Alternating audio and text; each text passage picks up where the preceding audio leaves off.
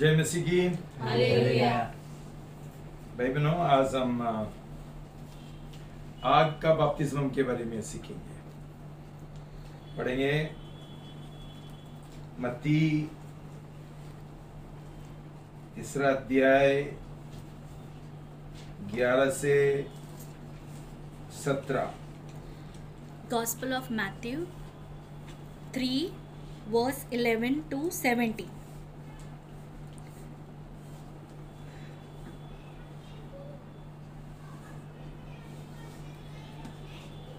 मत्ती 3:11 से 17 सब साथ में पढ़ेंगे। मैं तो तुम्हें पानी से मन फिराव के लिए बपतिस्मा देता हूँ, परंतु जो मेरे पश्चात आ रहा है वह मुझसे इतना अधिक सामर्थी है कि मैं उसकी जूती भी उठाने के योग्य नहीं हूँ। वह स्वयं तुम्हें पवित्र आत्मा और आग से बपतिस्मा देगा। उसका सूप उसके हाथ में है। वह अपना खलियान पूर्णतः साफ करेगा और अपना गेहूं भंडार में इकट्ठा करेगा, परंतु भूसी को उस आग में जलाएगा जो बुझने की नहीं।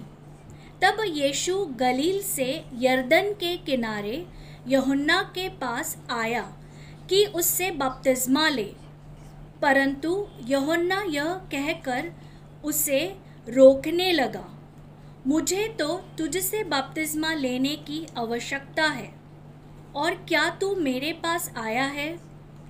परंतु यीशु ने उत्तर दिया, इस समय ऐसा ही होने दे, क्योंकि हमारे लिए उचित है कि इसी प्रकार सारी नीतिमत्वता को पूर्ण करे। तब उसने उसकी बात मान ली। बपतिस्मा लेने के पश्चात यीशु तुरंत पानी से बाहर आया और देखो, आकाश खुल गया और उसने परमेश्वर के आत्मा को कबूतर की भांति उतरते और अपने ऊपर आते देखा। और देखो, यह आकाशवाणी हुई, यह मेरा प्रिय पुत्र है जिससे मैं अति प्रसन्न हूँ। प्रार्थना करेंगे।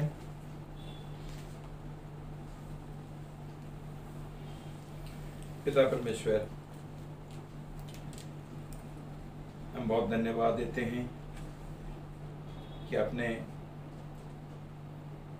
हमको सिर्फ पाप का क्षमा नहीं दिया, लेकिन उसके बाद हमको अनंत काल जीवन भी दिया, नीतिमत्व का दान भी दिया और नीतिमान जीवन जीने के लिए, अनंत काल जीवन जीने के लिए हमको पवित्र आत्मा का दान भी दिया। यीशु के द्वारा आप हमको पवित्र आत्मा में डुबाते हैं और आग में भी डुबाते हैं। ये समझने के लिए आज हमको मदद करना। पिताजी, हमको आपका पवित्र आत्मा, सच्चाई का आत्मा, अभिषेक का आत्मा हमारे ऊपर उंडेलना, हमारा मन खोल देना प्रभु, हमारा दिल खोल देना। यीशु का नाम से हर एक उलझन, हर एक बैकवावत, हर एक झूठ में बांध देता हूं, आदेश देता हूं, निकाल जाओ। सच्चाई का आत्मा, प्रकाशन का आत्मा हमारे ऊपर उंडेलना, ताकि हम ये विषय, ये सच्चाई हम बराबर समझ सके और हमारा जीवन में हम लागू कर सके। ये प्रार्थना यीशु का नाम से करते हैं, आमीन।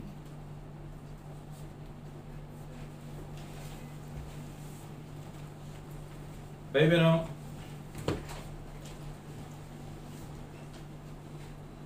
पिछला संडे हम पाप बलि और होम बलि के बारे में सीखा था।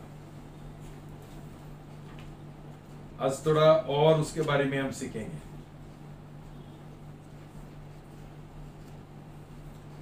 पवित्र आत्मा का बपतिस्मा के बारे में बहुत बार तुमने सुना होगा। कहीं मसीह लोग और मसीह कलीसिया ये पवित्र आत्मा का जो बपतिस्मा है उसके ऊपर विश्वास नहीं करते हैं। ये पुराने कलीसिया है और जो परमेश्वर नया नया बातें, जो नया नया सच्चाई जो हम खो बैठे थे, ये हमको पुनर्स्थापित करते हैं। तो इसलिए ऐसा कलीसिया जो पवित्र आत्मा का बपतिस्मा के बाद विश्वास नहीं करता है, उनसे दूर रहना। ये सब गलत कलीसिया है भाई बहनों। लेकिन और एक बपतिस्मा है जिसके बारे में ज्यादा लोग बात नहीं करते हैं, उसके बारे में ज्यादा कोई सिखाता ही नहीं।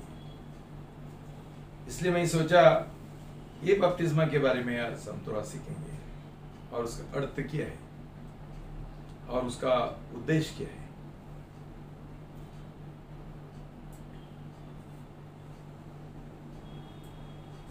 दो तरीका का आग है। एक है भस्म करने वाला आग और दूसरा शुद्ध करने वाला आग। यहां प्रभु का वचन में दोनों ही आग के बारे में लिखा है। 10 में लिखा है, जो पेड़ अच्छा फल नहीं देता है उसको काटा जाता है और आग में फेंका जाता है। ये आग भस्म करने वाला आग है।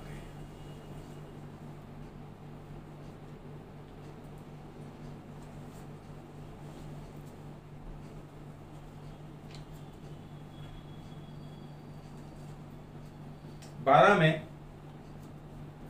शुद्धिकरण का आग के बारे में लिखा है। परमेश्वर कैसा हमारा जीवन में अनुशासन लाता है, और जब भी ये अनुशासन के द्वारा, ये अनुशासन का आग के द्वारा हम शुद्ध होता है, तभी वो हमको उसका बान खलियान में, खलियान वहां हमको इकट्ठा करते हैं। तो भाई बहनों,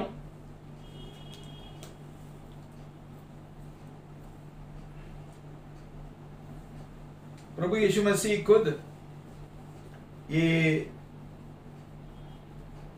बपतिस्मा में गुजर गया। पहला पानी का बपतिस्मा नबी यूहन्ना का हाथ से,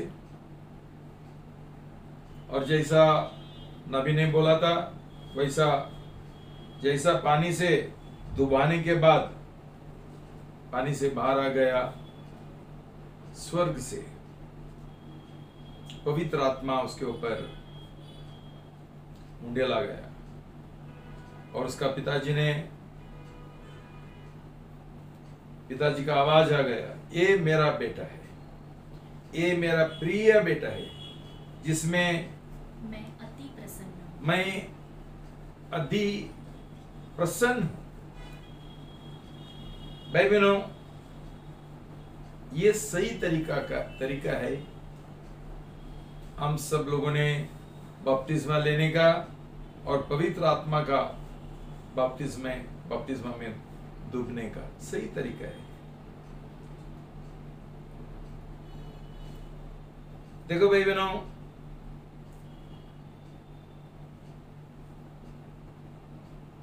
पवित्र आत्मा का बपतिस्मा और आग का बपतिस्मा कभी आता है? जब भी हमने सही तैयारी किया, 6 कदम का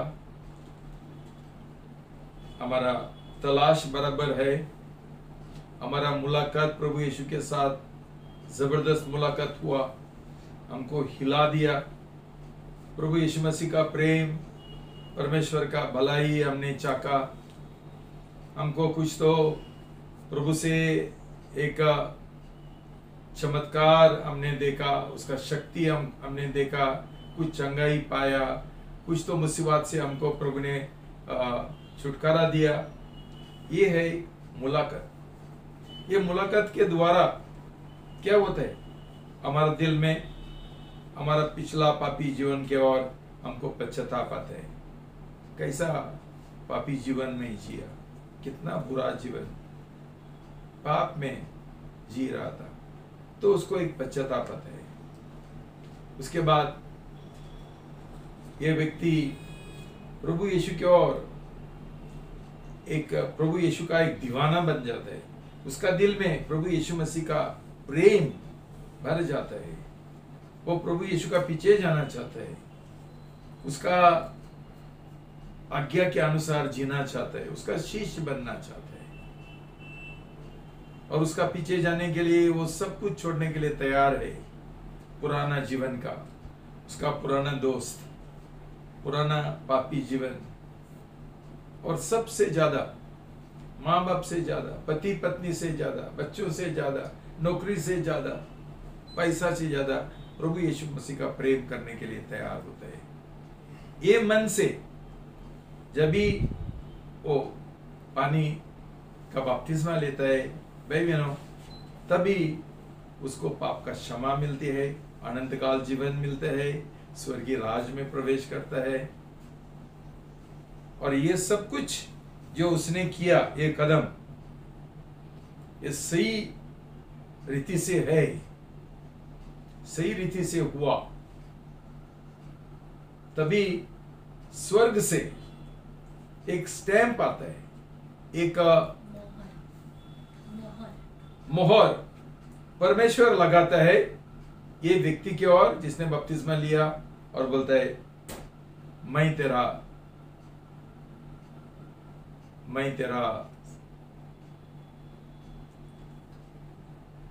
पाप बलि और होम बलि मैं स्वीकार करता हूं।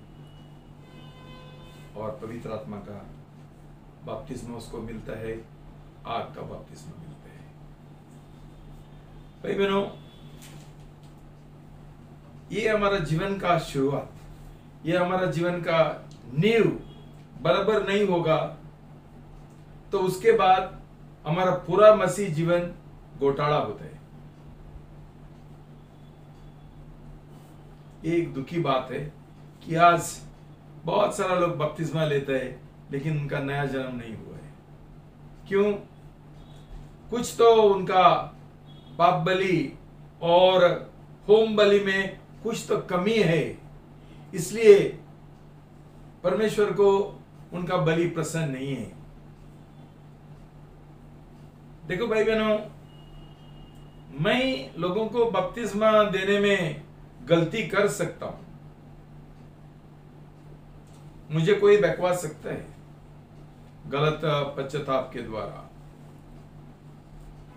और गलत समर्पण के द्वारा, लेकिन याद रखना परमेश्वर कभी गलती नहीं करते हैं।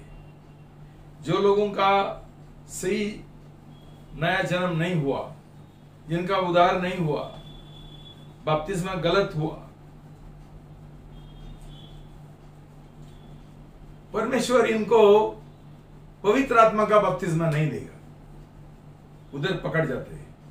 मैं गलती कर सकता हूं, परमेश्वर गलती नहीं करते। इसलिए आज कितना सारा ऐसा नमदरी मसीह पड़ा है जो पवित्र आत्मा का शक्ति से नहीं जी सकते हैं, इसलिए मूसा का जो कानून शास्त्र है उसके अनुसार जी रहे हैं। शरीर का शक्ति से जी रहे, आगे नहीं बढ़ रहे, पाप के ऊपर उनको विजय नहीं मिलता है। क्यों? उनका उद्धार का जो नींव है वो गलत है।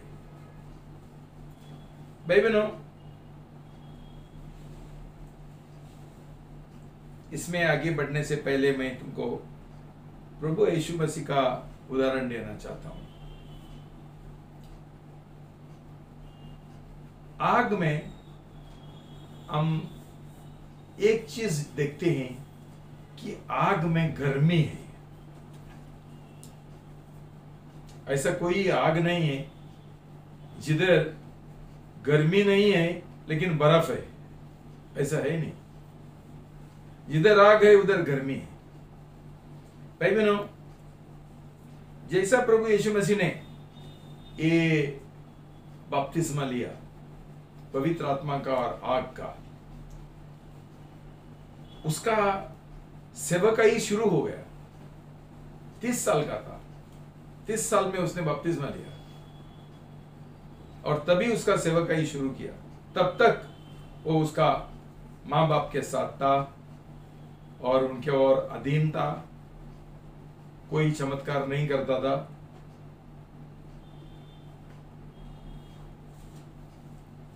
उसका सेवकाई बपतिस्मा के बाद। और पहला क्या हुआ? चौथा अध्याय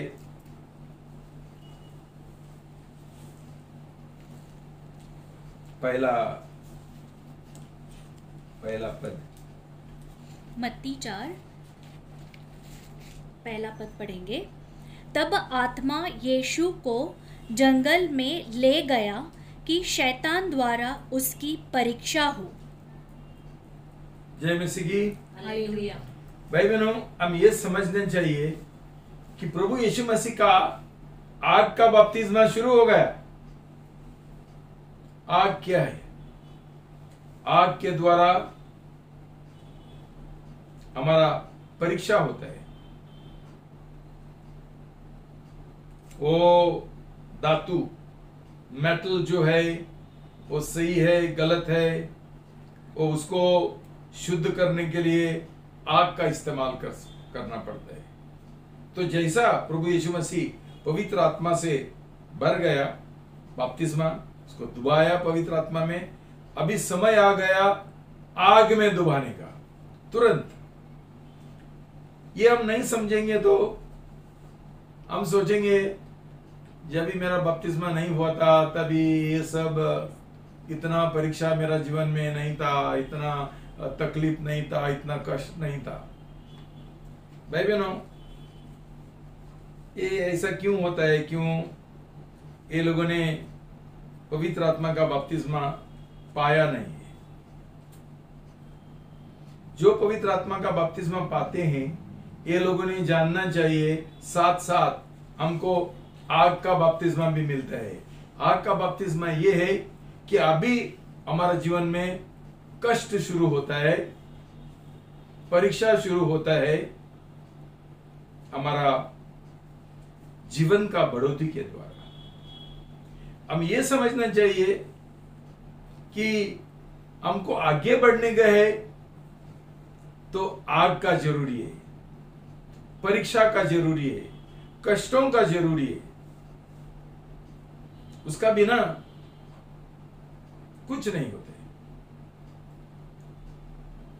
हर एक कदम पे परमेश्वर हमको हमारा परीक्षा करना चाहता है। देखो भाई बहनों, जब भी प्रभु यीशु मसीह ने पवित्र आत्मा का प्रतिज्ञा उसका शिष्यों को दिया, उसने बोला वो तुमको सच्चाई सिखाएगा, वो तुमको प्रभु का वचन सिखाएगा, तुमको वचन का याद दिलाएगा। तो इसका मतलब क्या है? पवित्र आत्मा जब भी हमको मिलता है, हम अभी प्रभु का वचन का भूखा और प्यासा होना चाहिए। क्यों? जो बोलता है मुझे पवित्र आत्मा का ये मिला, बपतिस्मा मिला, तभी कैसा मालूम पड़ता है? और एक सबूत देता हूं मैं तुमको। तुम जानना चाहते हैं ना तुम्हारा नया जन्म हुआ? देखो कितना तुमको प्रभु का वचन का प्यास और भूख कितना है। कितना लोग बहाना देते हैं, आज मैंने पढ़ाई किया ही नहीं। क्यों उद्धार नहीं हुआ, नया जन्म नहीं हुआ।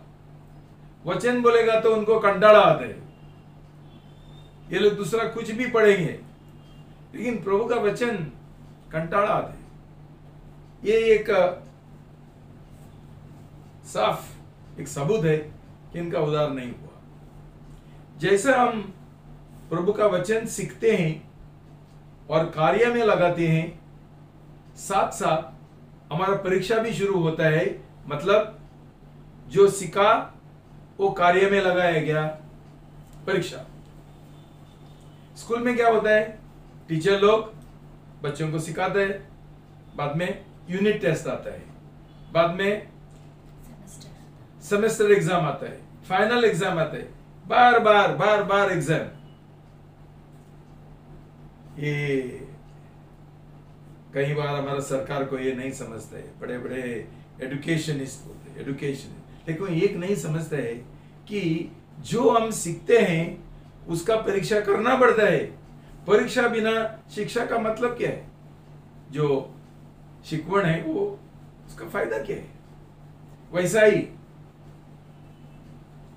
आग का बपतिस्मा इसलिए ताकि पवित्र आत्मा के द्वारा जिसका हम बपतिस्मा लिया, जिसके द्वारा हमको एक अभिषेक मिला, इधर हमको बुद्धि मिला और वो हमको वचन सिखाता है, हमको वचन का बहुत भूख और प्यास है, उसका आज्ञा पालन करने गए, किया वो नहीं किया, उसका परीक्षा।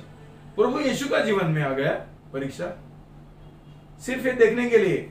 अभी उसको पवित्र आत्मा मिला, अभी ये वचन के अनुसार, परमेश्वर का इच्छा के अनुसार चलता है या नहीं चलता है, तुरंत शैतान आया परीक्षा करने के लिए। हमारा जीवन में ऐसा कुछ अलग नहीं हो सकता है। जैसा प्रभु का जीवन में हुआ वैसा ही हमारा जीवन में होगा। तो ये एक उदाहरण है। दूसरा उदाहरण है यूहन्ना 2:13-22। John 2:22, 13-22।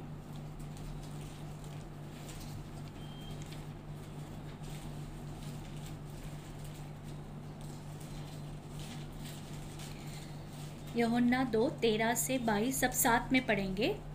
यहूदियों के फसह का पर्व निकट था और यीशु यरूशलेम गया और मंदिर में उसने बैल, भेड़ और कबूतर बेचने वालों और सर्फों को बैठे हुए पाया और रस्सियों का एक कोड़ा बनाया और उन सब को भेड़ों और बैलों के साथ मंदिर से बाहर निकाल दिया और सर्फों के सिक्के बिखेर दिए और उनकी मेज को उलट दिया।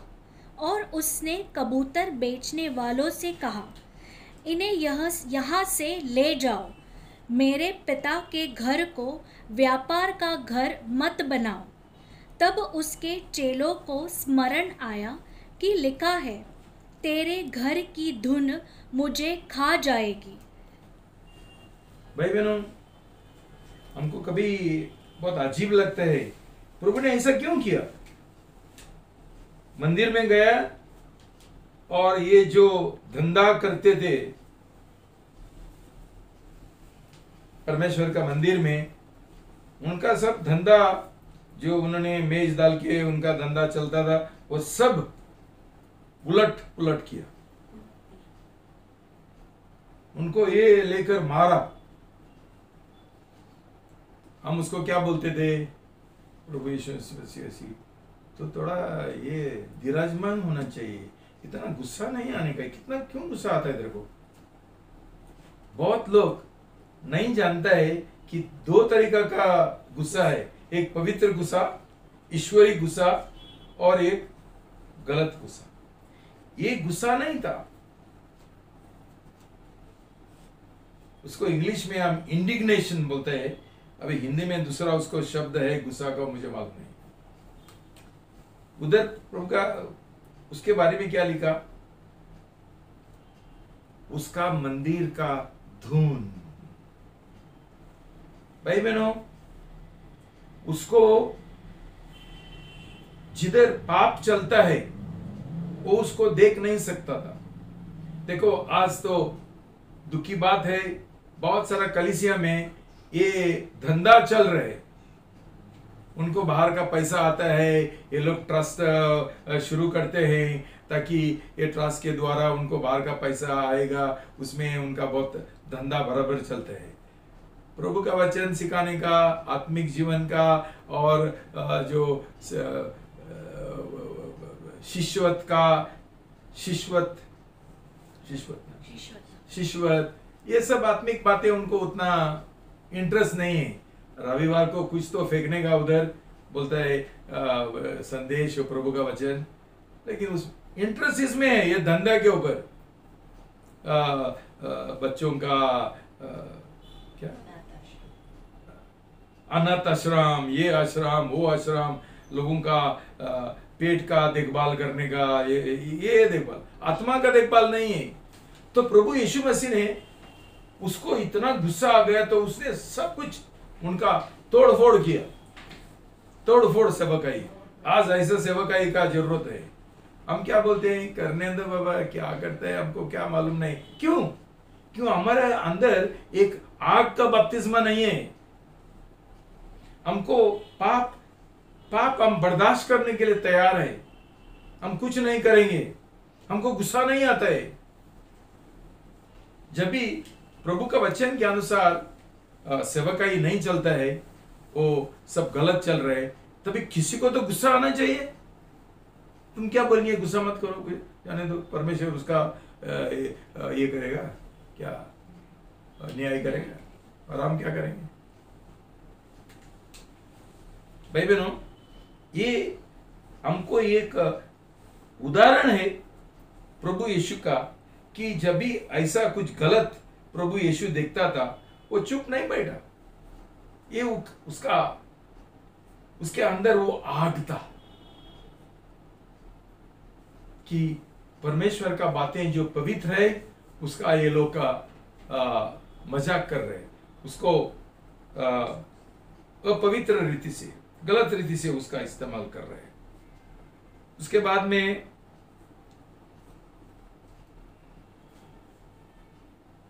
लूका 12:49 to 53, 49 से 53 तक पढ़ेंगे। लूका 12:49 से 53, लूक 12:49 to 53, सब साथ में। मैं पृथ्वी पर आग लगाने आया हूँ और मेरी बड़ी इच्छा है कि वह अभी सुलग जाती, परंतु मुझे एक बपतिस्मा लेना है और जब तक वह पूरा ना हो मैं किसी दुविधा में पड़ा हूँ। क्या तुम सोचते हो कि मैं पृथ्वी पर मेल कराने आया हूँ? मैं तुमसे कहता हूँ नहीं, वरन फूट डालने आया हूँ। क्योंकि अब से जिस घर में 5 सदस्य हो उनमें परस्पर विरोध होगा, 3 2 के विरुद्ध और 2 3 के, वे एक दूसरे के विरोधी होंगे। पिता पुत्र का और पुत्र पिता का, माँ बेटी की और बेटी माँ की, सास बहू की और बहू सास की विरोधी होगी। भाई बहनों, देखो प्रभु यीशु मसीह का आग का बपतिस्मा, प्रभु साफ साफ बोलता है, मैं शांति लाने के लिए नहीं आया हूं, मैं मेल मिलाप करने के लिए नहीं आया हूं, मैं फूट डालने के लिए आया हूं। कैसा लगता है? मुझे मालूम है बहुत बार लोग मुझे भी दोषी ठहराते हैं। क्यों? जब भी एक परिवार में कई सदस्य प्रभु यीशु मसीह को स्वीकार करते हैं, प्रभु यीशु मसीह का पीछे जाना चाहता है, तभी उनका पति बोलता है, वो उनका पत्नी बोलती है, और उनका बच्चे बेटा बेटी बोलते हैं कि देखो जब से ये लोग अभी वो चर्च में जाने को लगा, ये पास्टर ने हमारा परिवार में पूरा फूट लाया। पहला सब कुछ बराबर चलता था। प्रभु यीशु बोलता है मैं फूट लाने के लिए आया हूं। क्यों? उसके अंदर वो धून है, उसके अंदर वो आग है। जब भी सच्चाई लोग जानते हैं और सच्चाई की ओर ये लोग आज्ञा पालन करते हैं, तो ये परिवार में फूट आएगा ना। कई लोग रहेगा, बोलेगा हमको ये प्रसन्न नहीं है, मैं इसके साथ सहमत नहीं हूं। फूट आ गया। किसने लाया? प्रभु यीशु मसीह ने। तो ये हम समझना चाहिए कि प्रभु यीशु मसीह फूट लाने के लिए आया। क्लियर बोला। क्यों? एक सही शांति है और एक सही एकता है और एक गलत एकता भी है, गलत शांति भी है। भाई बहनों, प्रभु सचमुच हमको शांति लाने के लिए आया है, पाप से छुटकारा देने के द्वारा और पिताजी के साथ हमारा मेल मिलाप करने से। लेकिन जो सही मार्ग में जीने के लिए तैयार नहीं, चलने के लिए तैयार नहीं है, ये लोग शैतान का लोग है। तो शैतान को और प्रभु के साथ कोई मेल मिलाप नहीं कर सकते। तो इसके लिए जो प्रभु का शिष्य है, जो प्रभु का पीछे जाते हैं और जो शैतान का पीछे जाते हैं, उनका बीच में फूट आएगा, झगड़ा शुरू हो जाएगा। क्यों? क्यों? ये परिवार में कई लोग हैं जिनको जिस सच्चाई के विरुद्ध है, उनको स्वर्गीय बुद्धि नहीं है, और दूसरे लोग हैं जिनका उद्धार हो गए, स्वर्गीय बुद्धि है। तो बाद में क्लैश होता है पिताजी के साथ, पति के साथ, पत्नी के साथ, पिताजी के साथ, पत्नी के साथ, बच्चों के साथ। क्यों? उनका सोचने का तरीका अलग है। ये लोग सच्चाई नहीं जानते, सही मार्ग नहीं जानते, उनको एक स्वर्गीय प्रकाशन नहीं मिला सच्चाई का। इसलिए तो भाई बहनों, वो एक उदाहरण है हमको ये समझने के लिए। जब भी हमको सही बपतिस्मा मिलता है पवित्र आत्मा का और आग का, हमारा बर्ताव कैसा होना चाहिए? हमारा मन और हमारा बर्ताव प्रभु यीशु मसीह का जैसा होना चाहिए। मतलब हम लोग ये सब गलत चीज बर्दाश्त करते नहीं है। हम लोग क्या बोलते हैं, जिनका उद्धार नहीं हुआ, बोले हमको ये झमेला में नहीं पढ़ना है, करने दो जो करते हैं। प्रभु यीशु मसीह ने ऐसा नहीं किया। वो खड़ा रहा। क्यों? उसने आग का बपतिस्मा दिया था, तो उसके अंदर धूम था, उसके अंदर एक उसका पिताजी का प्रेम था, वो प्रेम से गरम था, वो दीवाना था उसका पिताजी का। भाई बहनों, जब भी सही हम बपतिस्मा लेते हैं, सही हमारा उद्धार होता है, नया जन्म होता है और पवित्र आत्मा का सामर्थ और आग हमको मिलता है, भाई बहनों, तभी हम ऐसा चुप नहीं बैठेंगे। हमारा अंदर जो आग है, भाई बहनों देखो, ऐसा तुम्हारा बीच में लोग है क्या? इसको क्या बोलता है ना, स्वर्गीय बुखार। जब भी किसी को बुखार आता है ना, तुम क्या करते हैं? ऐसा दिखता है, हाँ गर्म है। आत्मिक बुखार भी वैसा ही है, गर्म है, पागल हो गया, दीवाना हो गया। वो ना एक उसको क्या बोलते हैं यार, हटेला है क्या? हटके है। मुझे तो सब लोग बोलते हैं मैं पागल हूं, हटके हूं। क्यों? हमको सब लोगों ने ऐसा बोलना चाहिए। गाना करने से दीवाना नहीं बनते। दीवाना करके गाना करके दीवाना नहीं। दीवाना बनने के लिए हमारा बराबर नया जन्म होना चाहिए और पवित्र आत्मा का सामर्थ और आग का शक्ति हमारा अंदर आना चाहिए, तभी हम दीवाना बनेंगे। ऐसा कोई दीवाना नहीं बनते, कोई बुखारी नहीं है, आत्मिक बुखार, हम ठंडा है। याद है प्रभु यीशु मसीह ने क्या बोला था?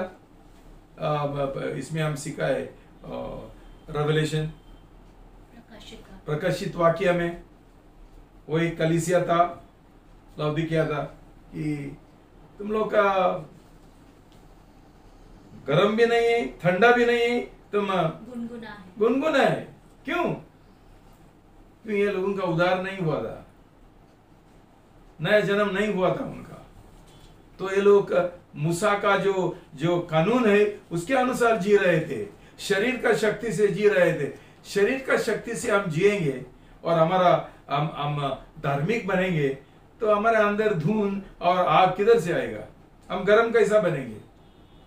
उसके लिए हमारा नया जन्म होना चाहिए। जैसा परमेश्वर का अनुग्रह हमको मिलता है नया जन्म के द्वारा, ये अनुग्रह से हम लोग प्रभु का प्रेम करते हैं और प्रभु के लिए जी रहे, और हमारा दिन प्रतिदिन हमारा ध्यान, हमारा दिल पूरा प्रभु की ओर, प्रभु का बातों की ओर हमारा रहता है, हम पागल बन जाते हैं।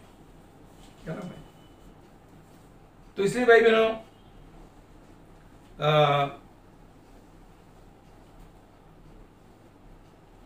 हमारा पौलुस का भी वही ये था,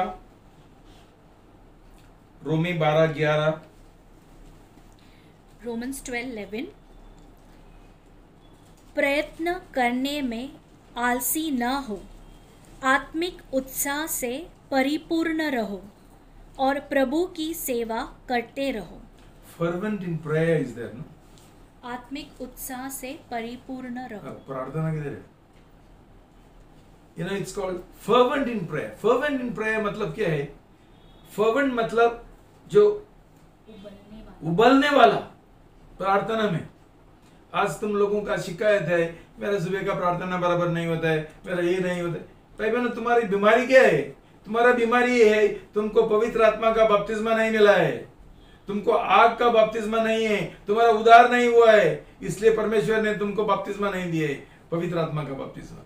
इसलिए तुम्हारा जीवन ही बहुत ठंडा है, ना तो गुनगुना है। अभी ये पौलुस का जीवन का। उसके बाद हम देखते हैं फिलिपी 3:5 से, फिलिपी 3:5 और 6।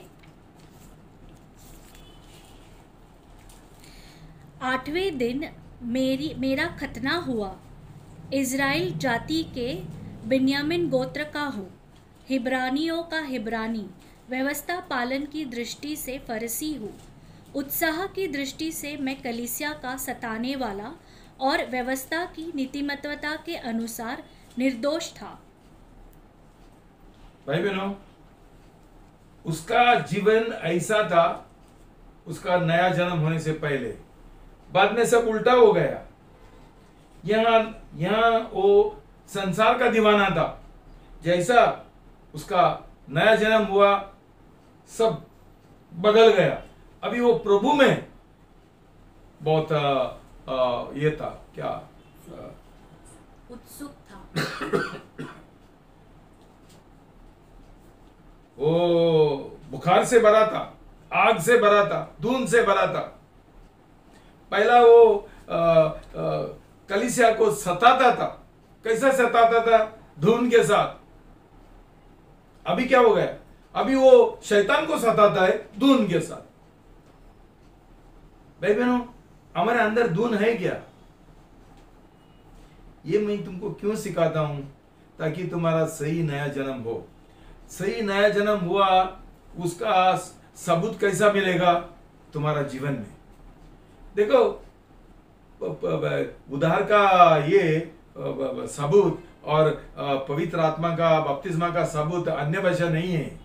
अन्य भाषा ऐसा एक चीज है तो कोई भी किसी को ही बहका सकता है, तो वो एक सबूत हो ही नहीं सकते। ठीक है, सही बपतिस्मा मिलता है तभी हमको अन्य भाषा का दान जरूर मिलेगा। लेकिन हमको जब भी सही पानी का बपतिस्मा नहीं हुआ और सही पवित्र आत्मा का बपतिस्मा नहीं मिला, फिर भी लोग अन्य भाषा में बात कर सकते हैं, कुछ गलत अन्य भाषा, शैतान का अन्य भाषा। क्यों? नया जन्म नहीं हुआ। कितना तुम्हारा बीच में से मैंने बार बार बोला गलत अन्य भाषा में तुम बात करते हैं। क्यों? लोगों को दिखाने के लिए कि मुझे भी दान मिला। बपतिस्मा, पवित्र आत्मा का बपतिस्मा सिर्फ अन्य भाषा में बात करने के लिए और जमीन में रोलिंग करने के लिए नहीं है। ये जीवन के लिए है, जीवन के द्वारा, और फल, जीवन का फल के द्वारा मालूम पड़ेगा हम पवित्र आत्मा का बपतिस्मा हमको मिला, आग का बपतिस्मा मिला वो नहीं मिला। ये नाटक अन्य भाषा का कुछ फायदा का नहीं है। अन्य भाषा अच्छा है, सही है, वो उसका जरूरी है, लेकिन क्यों हमको अन्य भाषा नहीं मिलता है? क्यों बपतिस्मा नहीं मिला है पवित्र आत्मा का?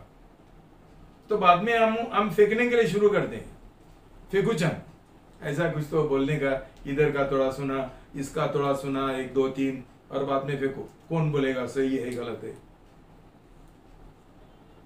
तो ये कौन सा सबूत हो सकता है? सबूत पवित्र आत्मा का फल हमारा जीवन में, हमारा जीवन ये सबूत है। आग है क्या? बुखार है क्या पवित्र आत्मा का? वो ठंडा है। उसका कंप्लेन, शिकायत क्या है? सुबह का प्रार्थना के लिए मैं उठ नहीं सकता हूं, मैं प्रभु का वचन का पढ़ाई करने के लिए नहीं हो सका, और ये नहीं हो। क्लियर चिन्ह है, इसका उधार नहीं हुआ। भाई बहनों, खुद को जांचो और देखो। तो भाई बहनों, पिछला दिनों में प्रभु ने मुझे एक दर्शन दिखाया मेरा सपना में, जो है एजेकियल 37 1 to 14। एजेकियल 37 1 से 14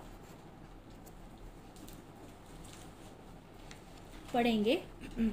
यहोवा का हाथ मुझ पर था और उसने मुझे यहोवा के आत्मा के द्वारा बाहर लाकर घाटी के मध्य खड़ा कर दिया। घाटी हड्डियों से भरी थी।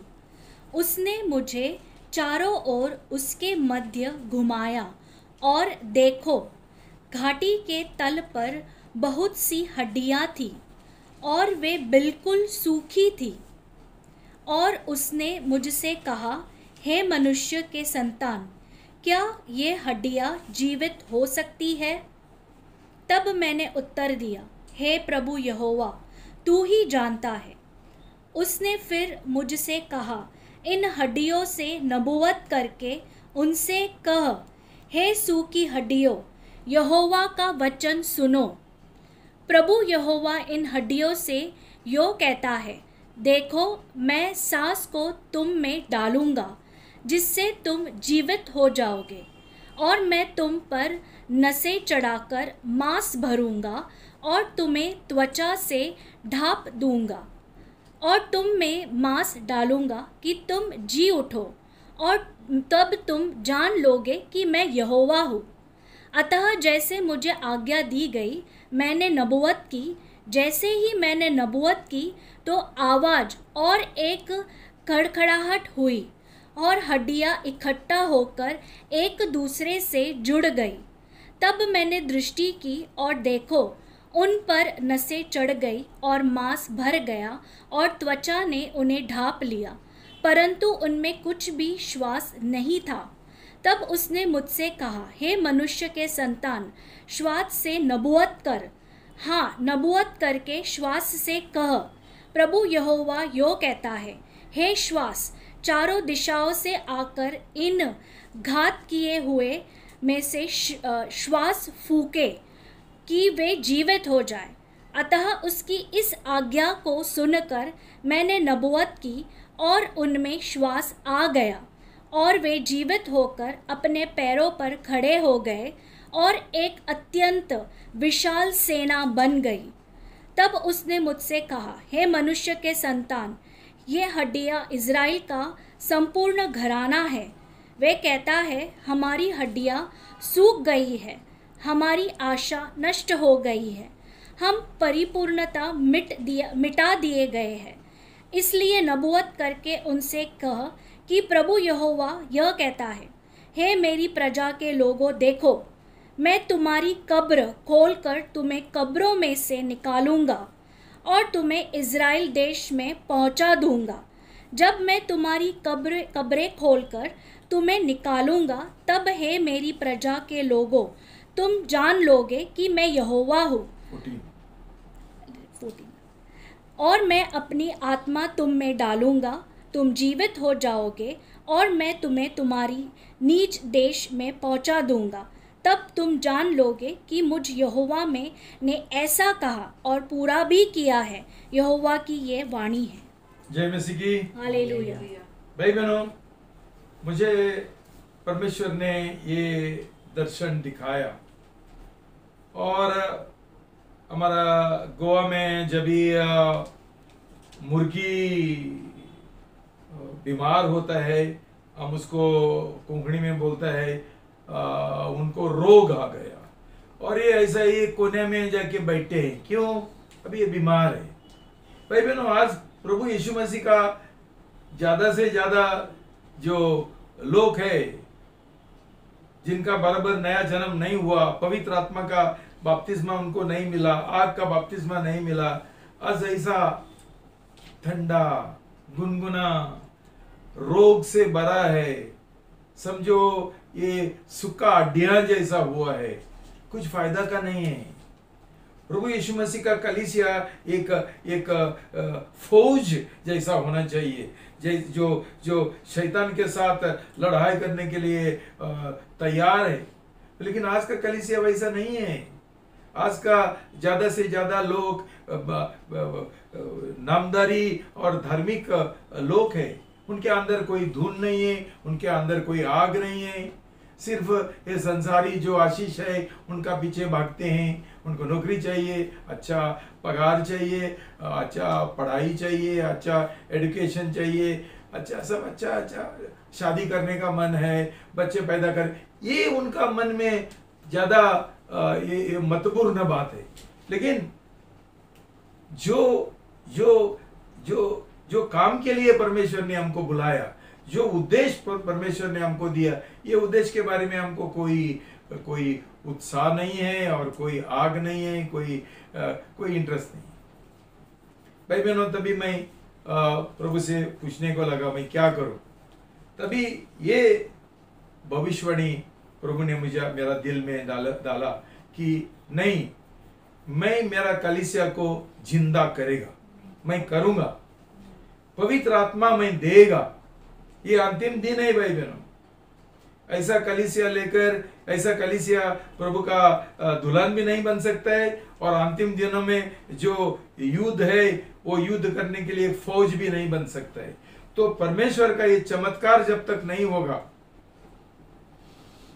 कलीसिया का कुछ फायदा नहीं। तो इसलिए भाई बहनों, प्रभु ने मुझे ये संदेश मेरा दिल में डाला कि जब तक हमारे लोगों को सही नया जन्म होने के लिए हम नहीं सिखाएंगे, ये अधूरा ऐसा किसी को ही बपतिस्मा देने का, इधर आओ, तुम्हारा पास्टर नहीं देता है मैं देगा, तुम्हारा पास्टर शादी नहीं करता है मैं करूंगा, ऐसा ये सब खत्म होना चाहिए। और ऐसा गलत कलीसिया बंद होना चाहिए कि वो लोगों का जीवन बर्बाद कर रहे हैं। तो भाई बहनों, प्रभु ने मेरा अंदर एक भरोसा, एक आशा मेरा अंदर डाला कि जैसा हम विश्वास के साथ हम ये भविष्यवाणी करेंगे, नबूवत करेंगे, परमेश्वर उसका काम शुरू करेगा। इसलिए मैं बहुत मेरा अंदर अभी आनंद है, एक भरोसा है, आशा है कि परमेश्वर हमको कभी छोड़ेगा नहीं और कलीसिया के ऊपर उसका पवित्र आत्मा उंडालेगा और हमको जीवित करेगा। क्यों? जो काम के लिए परमेश्वर ने हमको बुलाया, जो उद्देश्य हमको दिया, वो उद्देश्य पूरा करने के लिए हम पवित्र आत्मा का आग से भरने गए, समर्थ से आग भरने गए और हमको पवित्र बुखार आके हम काम करने गए। हमारा ये संसार का पीछे जाने का, संसार का प्रेम करने का, उसमें से हम सही मसीह भी नहीं बन सकता है, शीश भी नहीं सकता है, दुल्हन भी नहीं बन सकता है, और सैनिक भी नहीं बन सकता है। तो भाई बहनों, मैं तुमको एक चेतावनी देना चाहता हूं कि ये कभी से शुरू हुआ ऐसा, याद रखना। ये शुरू हुआ ईदन का बागीचा में। उधर दो पेड़ थे, एक पेड़ था ज्ञान का, दूसरा पेड़ का जीवन था। आदम और हवा ने ज्ञान का पेड़ चुना और इसलिए पाप किया और उनको ये बगीचा से निकाल दिया। उसके द्वारा दो स्ट्रीम्स, क्या बोलते हैं, दो स्ट्रीम्स, दो मार्ग शुरू हो गया। एक है कानून का मार्ग, एक है ज्ञान का मार्ग है, एक है धार्मिक मार्ग, और दूसरा है जीवन का मार्ग। भाई बहनों, तब से ये धार्मिक और आत्मिक शुरू हो गया, तब से। और प्रभु ने, परमेश्वर ने क्या किया, एक तलवार, एक स्वर्गदूत को रखा तलवार लेकर, ताकि कोई अयोग्य रीति से ये जीवन का फल नहीं खाए। मतलब क्या है, कोई जीवन का फल खाने के लिए आएगा, उसके ऊपर एक तलवार गिरना चाहिए। उसका जो स्वयं का जीवन है उसके ऊपर तलवार गिरना चाहिए, ना तो हमको जीवन का फल नहीं मिलता है। भाई बहनों, जब भी हमारा जीवन के ऊपर ये तलवार नहीं गिरेगा, जो स्वयं जीवन है, हमारा शारीरिक जीवन है, तब तक हमको आत्मिक बातें हम समझेंगे नहीं, और आत्मिक बनेंगे नहीं, और आत्मिक काम हम करेंगे नहीं। याद है कैन और अबिल का, ये लोगों ने, दो जन ने आराधना करने के लिए उनका भेंट लेकर परमेश्वर के पास गया। ये लोगों का सही परमेश्वर था। ये लोग कोई उन दिनों में उनका कोई मूर्ति नहीं था, गलत कोई भगवान नहीं था। यहोवा को उन्होंने ये भेंट दिया था। लेकिन क्या हो गया, कैन ने एक सब्जी का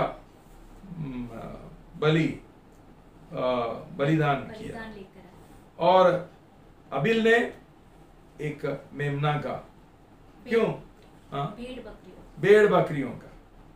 भाई बहनों, लोग उनका जो ये व्यवसाय है, उनके अनुसार भेंट लाते थे।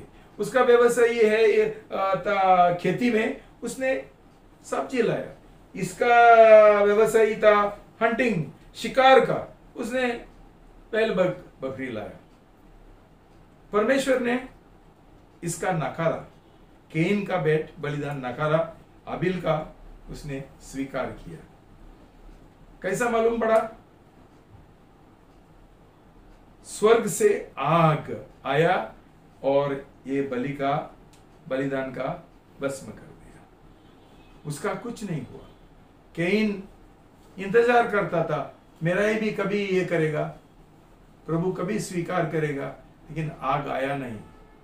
इसके लिए उसको अंदर गुस्सा का आग आ गया, बदला का आग आ गया, और उसने अबिल को मार डाला। भाई बहनों, कभी कभी लोग सोचते हैं कि परमेश्वर को शायद सब्जी का खाना अच्छा नहीं लगता है, भोजन, उसको वो भी मांसाहारी है, मांसाहारी है। ऐसा कुछ नहीं। देखो उधर क्या लिखा है, उधर लिखा है कि उसने अबिल को स्वीकार किया, प्रसन्न किया, और इसलिए उसका बलिदान, जो बलि लाया, वो प्रसन्न किया। इसका मतलब क्या है भाई बहनों, जब भी हम आराधना करने के लिए जाते हैं, तभी परमेश्वर हमारा दिल देखता है। उसने हाबिल का दिल देखा, इसलिए उसने उसका बलिदान स्वीकार किया, प्रसन्न हुआ। उसने कैन क्या दिल में कुछ तो देखा जो सही नहीं था, इसलिए उनका बलिदान ये नहीं किया, स्वीकार नहीं किया, प्रसन्न नहीं किया। भाई बहनों, मतलब मत्ती 5:23। मैथ्यू 5:23। इसलिए यदि तू अपनी भेंट वेदी पर लाए और वहाँ तुझे स्मरण आए कि मेरे भाई को मुझसे कोई शिकायत है, तो अपनी भेंट वेदी के सामने छोड़ दे और जाकर पहले अपने भाई से मेल कर ले और तब आकर अपनी भेंट चढ़ा। जय मसीह की। हालेलुया। देखो भाई बहनों, हम हर रविवार को आराधना करते हैं। आपको लगता है कि परमेश्वर को हमारा आराधना प्रसन्न है? पहला तो हमारा उधारी नहीं हुआ, नया जन्म हुआ नहीं है। जिनका नया जन्म हुआ नहीं है उनका आत्मा जीवित नहीं है, और आराधना आत्मा के द्वारा होना चाहिए, आत्मा से। तो जो लोगों का उद्धार नहीं हुआ, ये लोग क्या आराधना करेंगे, क्या आराधक बन जाएंगे? और परमेश्वर उनका आराधना स्वीकार करेगा, प्रसन्न करेगा? भाई बहनों, हमारा जीवन में जो पाप है उसका हम पश्चाताप करने के लिए तैयार नहीं है। हमको बहुत बार हमको माँ के ऊपर, हमारा पिताजी के ऊपर, भाई बहनों के साथ साथ झगड़ा है, और ये हमारा कोई ये काका और चचा, मम्मा, मम्मी और कोई भी बहुत लोगों के साथ हमारा झगड़ा है। जिधर हम काम करते हैं उसका गुस्सा आया, उसका मैं नफरत करता हूं। अब ऐसा तुम्हारा विवेक लेकर आराधना के लिए जाएंगे रविवार को, आपको लगता है परमेश्वर तुम्हारा आराधना स्वीकार करेगा? कैन का नहीं किया। तो परमेश्वर जो हमारा दिल जांचता है, वो देखता है हमारा दिल में क्या है। तो ये बहुत महत्वपूर्ण है। हम एक रीति रिवाज का मसीह बनेंगे, कैन का जैसा, जो लोग ज्ञान का पेड़ से खाते पीते हैं, उनको अभी तक जीवन का पेड़ का फल नहीं मिला। भाई बहनों, परमेश्वर को हमारा जीवन प्रसन्न नहीं, हमारा बलि भी प्रसन्न नहीं, बलिदान भी प्रसन्न नहीं। तो इसके लिए भाई बहनों, हमने ये समझना चाहिए कि एक सही आग स्वर्ग से नहीं आएगा। तो हमारा उदाहरण में पवित्र आत्मा का आग जब तक आएगा नहीं और हमको पवित्र आत्मा का बपतिस्मा मिलेगा नहीं, तब तक हम लोग काइन जैसा है, धार्मिक लोग है, रीति रिवाज का लोग है, जाते रहते हैं रविवार को, गाना करते रहते हैं, लेकिन हमारा बलिदान परमेश्वर को प्रसन्न नहीं है। इसलिए भाई बहनों, अभी आप समझेंगे कैसा हमारा ये जो ये है कदम है, 5-6 कदम है, वो कितना जरूरी का है। देखो भाई बहनों, परमेश्वर का नियम के अनुसार होम बलि चढ़ाने के लिए कोई चीज हम बाजू में नहीं रख सकता था और वो निकाल नहीं सकता था। मैं चुपके घर पे जाके फ्राई करके खाएगा। क्या खाएगा करके एक अच्छा टांग देखा मैंने इसका, बकरी का, तो चुपके निकाल के रखेगा, घर पे जाके वो फ्राई करेगा, खाएगा, आग नहीं आएगा। वैसा ही भाई बहनों, हमारा बपतिस्मा का समय, तुम लोग सही पश्चाताप नहीं करते हैं। कहीं तुम्हारा जो टांग है तुम लोग रखते हैं, ये मुझे बताने का नहीं है, ये मुझे सच्चा पश्चाताप नहीं करने का है। ऐसा ही बपतिस्मा लेगा, मैं पिताजी को बहकवाएगा, परमेश्वर को भी बहकवाएगा, बोलेगा मेरा बपतिस्मा हो गया। किधर अटक जाएंगे? पवित्र आत्मा का और आग का बपतिस्मा में अटक जाएंगे। क्यों? परमेश्वर का जो ये है, आग है, वो तुम्हारे ऊपर आएगा नहीं, तुमको बपतिस्मा मिलेगा नहीं। तो भाई बहनों, सही रीति से नया जन्म पाने का जरूरी है, पूरा दिल से सब पाप वो मेमना के ऊपर डाल के सब कुछ, ताकि हमको हर एक पाप का क्षमा मिल सके। भाई बहनों, मैं प्रार्थना करता हूँ आप ये समझेंगे, क्यों ना तो हम ये रोगी जो ये है मुर्गी है वैसा ही रहेंगे हमेशा। कलीसिया में कुछ इंटरेस्ट नहीं है, प्रार्थना में इंटरेस्ट नहीं है, इसमें नहीं, वचन में इंटरेस्ट नहीं है, ऐसा जाते आते हैं नाम के वाजे, कब तक? और परमेश्वर को हमारा क्या फायदा होगा ऐसा मसीह लोगों का? अब जानते हैं कैसा हमारा स्तर कैसा है, लेवल कैसा है। पहला हमारा नया जन्म होता है, हम शिष्य बनते हैं, हम बाद में ये बनते हैं, क्या बोलते हैं, योद्धा बनते हैं, बाद में हम दुल्हन बनेंगे। योद्धा बनने का है, योद्धा बनने के लिए हमको पवित्र आत्मा का समर्थ चाहिए, शक्ति चाहिए, हमको एनॉइंटिंग चाहिए, हमको अभिषेक चाहिए, आग चाहिए। इसका भी ना हमारा क्या फायदा है? नामदारी मसीह बनने के लिए, धार्मिक मसीह बनने के लिए, कैन का जैसा हमारा एक बलि उधर लेके जाने का, लेकिन दिल सही नहीं है। प्रभु का वचन बोलता है पहला जाओ, ये बलिदान करने से पहला जाओ और तेरा भाई बहन और कोई माँ बाप कौन है उनको पहला क्षमा मांगो। भाई बहनों, मुझे मालूम नहीं तुम लोगों के बीच में कितना मेरे साथ तुमको गुस्सा है, मालूम नहीं क्यों तुमको, कई लोगों को मेरे साथ कोई रिश्ता बनाने का कोई इच्छा ही नहीं है। ये लोगों का बिल्कुल ये नहीं हुआ, उधार नहीं हुआ, नया जन्म नहीं हुआ। आते हैं चर्च में, बैठते हैं। इसलिए अभी 8:30 बजे मैं बराबर ये करना चाहता हूँ पवित्र आत्मा का अगुवाई से और बुद्धि से। कौन सचमुच शिष्य बनना चाहता है, सचमुच जिनका नया जन्म हुआ है, और कौन लोग संसार के लिए जीना चाहता है, संसारी आशीषों के लिए। तो ये हम जांचेंगे हमारा जीवन में, क्यों हमारा नया जन्म नहीं होगा और पवित्र आत्मा का और आग का बपतिस्म हमको नहीं मिलेगा, हमारा जीवन व्यर्थ हो जाएगा, निरुपयोगी, यूजलेस। हम नहीं चाहते हैं ऐसा होने के लिए। इसलिए प्रभु से प्रार्थना करेंगे, हमारा दिल जांचेंगे क्यों ऐसा है, किधर रुकावट है और कितना समय लगेगा हमको अभी नया जन्म पाने के लिए। 10-15 साल तो हो गया, 5-10 साल तो हो गया बपतिस्मा लेकर, अभी तक कुछ नहीं है, और कितना टाइम लगेगा?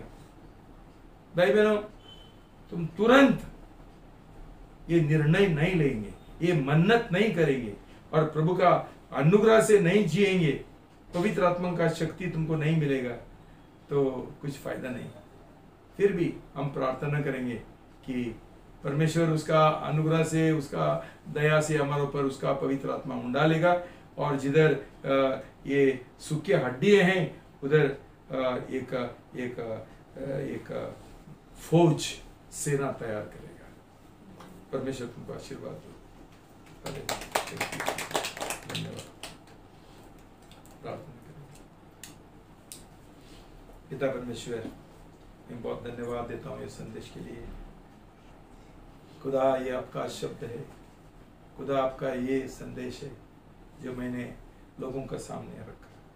पवित्र आत्मा तो उनका जीवन में, उनका दिल में काम करो, उनका दिमाग में काम करो, तो कि हम दिमाग का मसीह नहीं बनेंगे, लेकिन हम दिल का मसीह बनेंगे, कि हमारे अंदर वो धून और आग आ जाएगा। तो क्यों हमने पूरा समर्पण किया, 100% समर्पण किया, हर एक पाप का हम पश्चाताप करते हुए, अपने पाप कबूल करते हुए हम क्षमा मांगा। प्रभु अपने आप का लव से हमको धो लिया और हर एक पाप का हमको क्षमा मिला।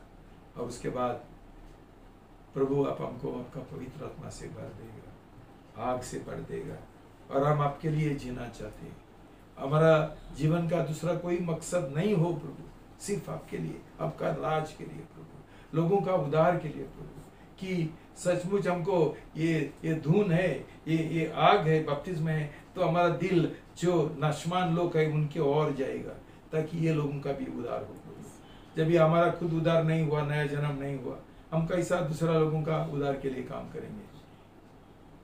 प्रभु जी, मैं प्रार्थना करता हूँ, हमारा मन खोल दो, हमारा दिल खोल दो, हमको एक नया समझ दे दो प्रभु, पवित्र आत्मा का एक बुद्धि हमको दे दो प्रभु, ताकि ऐसा जीवन हमें और ना जिए, लेकिन हम सही पश्चाताप करते हुए हमारा जीवन का परिवर्तन हो। प्रभु हमको मदद करो, आपका अनुग्रह से हमको भर देना और पवित्र आत्मा का से अगुवाई से हमको चलाना।